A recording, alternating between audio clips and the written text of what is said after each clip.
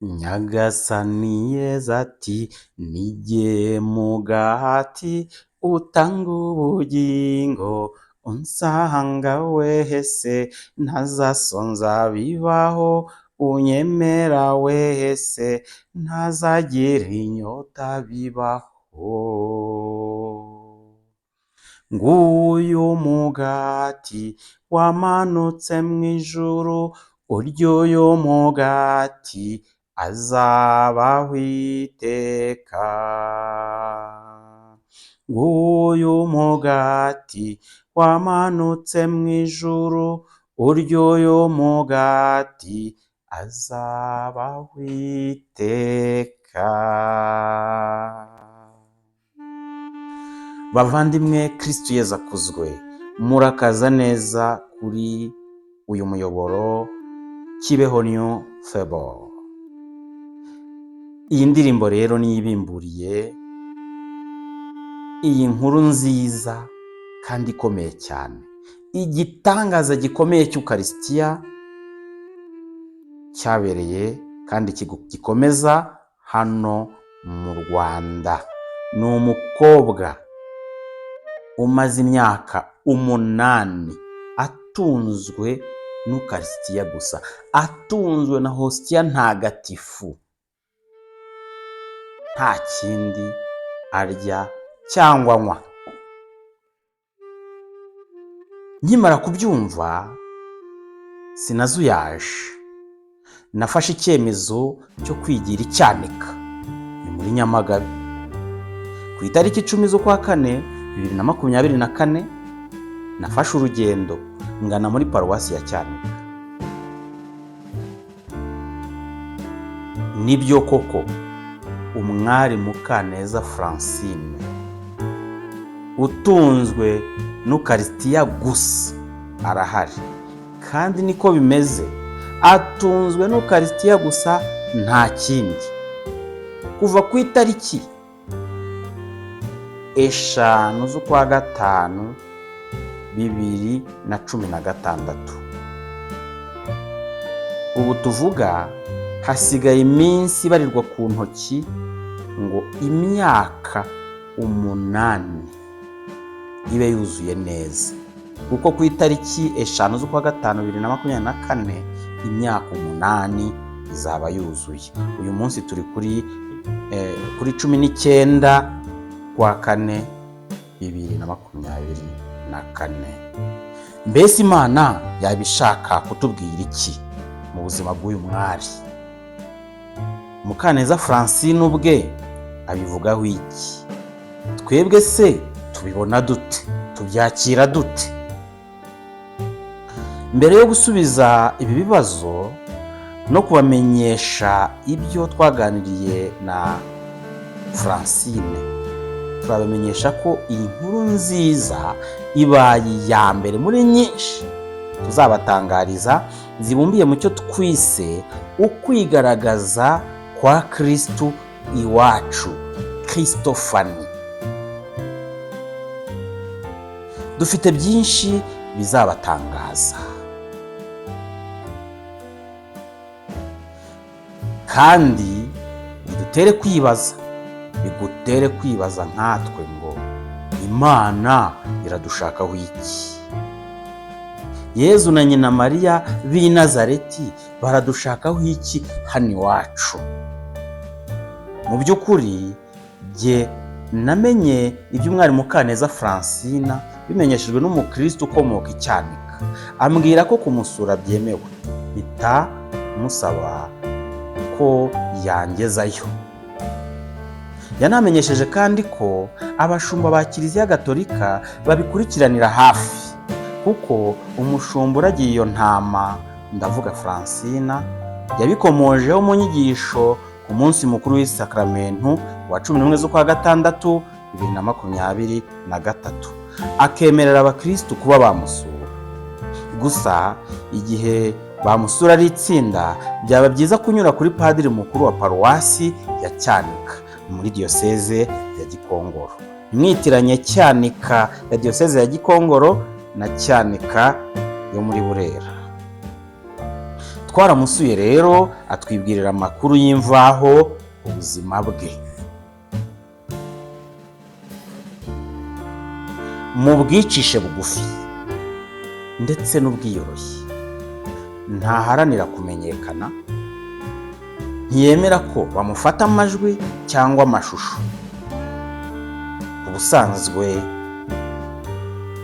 umuntu wese wakora kinyamwuga, wakora mu buryo bwo kubaha amategeko abigenga, si byiza gufata amajwi cyangwa amashusho nyir'ubwite atakwemereye. Ibyo rero tugomba kubyubaha cyane. Nyamara nubwo wadashaka kwamamazwa, twebwe ntitwabyihererana. Yego ntashaka kwiyamamaza rwose, ariturije. Ariko se niba byaragiriye akamaro kwemera kwacu, ntibishobora gukomeza n'uko abandi dukomeze tubyihererane?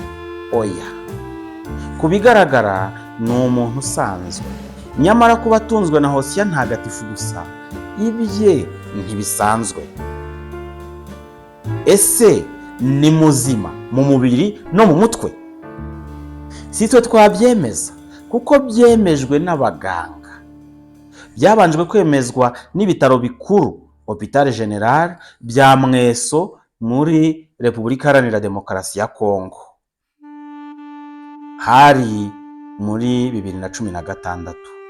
Ibizamini byose bigaragaza ko ari muzima, ni ukuvuga normal, kandi atarya atanywa. Kugira ngo huzuzwe rya jambo ngo icyo umugabo umwe ahamya ntikikemerwe, byabaye ngombwa ko ajya no muri koma amaze kugera mu Rwanda, dore ko yahageze muri 2020. Yagiye muri koma mu bihe bidasanzwe. Ubwo turaza kugaruka nicyo tubabikiye. Ese hari ibihe bisanzwe ajya muri koma? Yajyanywe rero kwa muganga, ibizamini birakorwa. Aho ni ku bitaro bya Kigeme mu karere ka Nyamagabe. Nabyo byemeje ko byagaragaye ko ari muzima. Ibyo byemezwa n'uwari amuriho. Ahasigaye muzibarize ku bitaro bya Kigeme. Abeshejweho n'Ukaristiya gusa. Akimara gukorerwa ibizamini, ibitaro bya Kigeme bigasanga ni muzima, yahise ataha. Akivaho aba muzima. Ikigaragara rero, iyi koma yari yabereyeho, cyangwa se ubu burwayi bwagaragaraga ko ari uburwayi bwari bwabereyeho kugira ngo no mu Rwanda abaganga bemeze ko atunzwe n'Ukaristiya gusa, kandi agakomeza kuba muzima ku buryo bwe busesuye. Yari yagiye rero muri koma mu bihe bidasanzwe. Ikigaragara ni uko kujya muri koma mu bihe bidasanzwe byari bifite iyo mpamvu. Hari ibihe asanzwe ajya muri koma. Ibi nabyo biratangaje. Buri mwaka muri Adiventi no mu Gisibo ajya muri koma, akayivamo kuri Noheli cyangwa kuri Pasika. No muri iki Gisibo kirangiye cya 2024 yari muri koma ituzuye kugera kuri Mashami. Mu cyumweru gitagatifu koma iba yose, haba ajya muri koma byuzuye, akanguka kuri Pasika. Nacyo ubwacyo ni igitangaza. Ese ibyo byo byaba bishaka kuvuga iki? Yezu aramushakaho iki? Twebwe se aradushakaho iki? Twabajije umwari Mukaneza Francine tuti, ese hari ubutumwa uhabwa busobanura ibyo bikubaho? We rero aratubwira ati, nterekwa, simbonekerwa. Tumubajije tuti ese ubwirwa mu nzozi? Ati ku bijyanye no kurota ni nk'abandi bose, umuntu wese usinziriye ashobora kurota. Nta kidasanzwe rero atubwira, ariko yaratubwiye ati jyewe nabivuga uko mbyumva mu bwenge bwanjye. Nuko aratubwira ati Yezu yashatse kwerekana ko ijambo yavuze ari iryo kubaha igihe avuga ati unsanga ntazasonza kandi ntazagira inyota bibaho. Ni koko rero igihe Yezu akoze igitangaza cyo gutubura imigati akagaburira abantu benshi cyane, bwakeye bajya kumushaka ngo ajye ahora abaha uwo mugati. Yezu ahera ko abasobanurira ko ari we mugati w'ukuri wamanutse mu ijuru, urya uwo mugati utari nk'uw'abasokuruza bariye mu butayu bakarenga bagapfa, bamwe batanageze mu gihugu cy'isezerano. bo rero bakavuga ati jya uhora uduha umugati uriya nyine arabwenge wa wundi waduhaye nk'ejo, ntibashaka kumva iby'uwo mugati. Umenya natwe tumeze nkabo, kwishakira umugati wa hano ku isi gusa.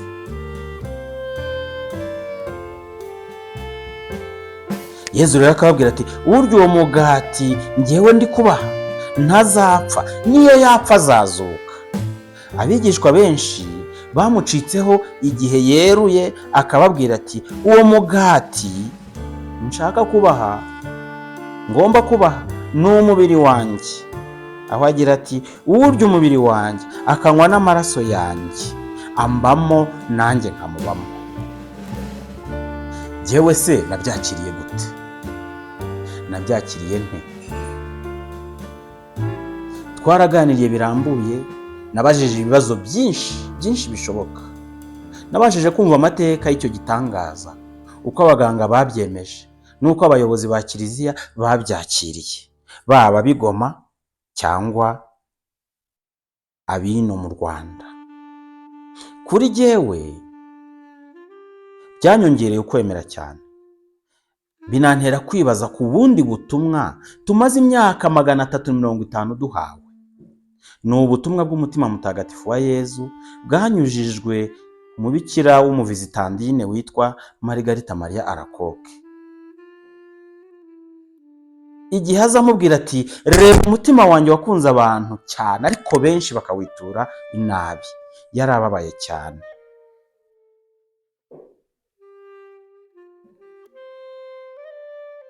Ni uburyo rero aburirwa icyubahiro mu isakaramentu rye ry'urukundo, ari ryo Eucharistia, kandi akababazwa cyane nuko abamukorera ibyo byaha abenshi bari mu bakagombye kumwubahisha, abamwiyeguriye. Byageze aho avuga kuri rya cumu yatikuwe n'umusirikare w'umunyaroma agira ati abanyamahanga bambabaje ku mubiri, umuryango wanjye umbabaza ku mutima. Abanyiyeguriye bambabaza kurushaho, bambabaza bikabije, umutima ubakunda ubutaretsa. Mbivuze mu rurimi byavuzwemo bibwirwa Margarita Maria, les étrangers blessent mon corps, mon peuple élu me blesse le cœur, mes consacrés me blessent le plus, au cœur qui n'a cessé de les aimer. Ndabona Mukaneza Francine nka tabernakuro y'igitangaza nyabuzima, ariko nkongera nkamubonamo ikimenyetso cy'urukundo Imana idukunda ruhebuje. Kuba umukristu bingira umwenejuru utunzwe n'umugati wo mu ijuru nkiri no ku isi. Umuntu bwe arya umugati w'abamarayika akiri hano ku isi. Si ibyo gusa, ku isi dukora ibyaha kuko dutinya urupfu, kuko dutinya inzara n'ibindi byago, ariko Yezu wabitsinze ku musaraba